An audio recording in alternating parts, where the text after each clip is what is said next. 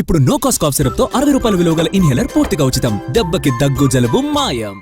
MLA Komatireddy Rajagopal రెడ్డిపై TPCC క్రమశిక్షణ committee చర్యలకు సిద్ధమవుతోందా? కమిటీ చైర్మన్ మల్లు రవి సిఫార్సులు ఏంటి? రాజగోపాల్ రెడ్డి వ్యాఖ్యలను ఇప్పటికే పరిశీలించిన టీపీసీసీ అసలేం చెబుతోంది? ఇప్పుడు ఇదే హాట్ టాపిక్ గా మారింది తెలంగాణలో. రాజగోపాల్ రెడ్డి వ్యాఖ్యలపై క్రమశిక్షణ కమిటీ చైర్మన్ కు ఫోన్ చేశారు పీసీసీ చీఫ్ మహేష్ గౌడ్. రాజగోపాల్ రెడ్డి వ్యాఖ్యలను కమిటీ పరిశీలిస్తుందని తెలిపారు.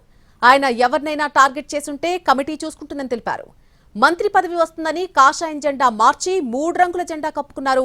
బరిలో నిలిచి గెలిచారు. కానీ అనుకున్నది ఒకటైతే జరిగింది ఇంకొకటి. దీంతో ఆయనలో అగ్నిపర్వతం బద్దలవుతోంది.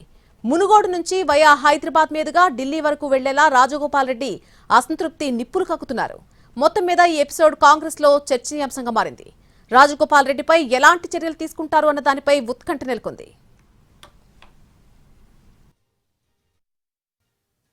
రెడ్డి గారు ఏ సందర్భంలో మాట్లాడినారో తెలియదు. నేను కూడా పేపర్లను చూశాను. రాజగోపాల్ రెడ్డి గారు మాట్లాడిందన్న ఏమైనా తప్పు ఉంటే డెఫినెట్గా క్రమశిక్షణ సంఘం దాంట్లో పరిశీలిస్తుంది.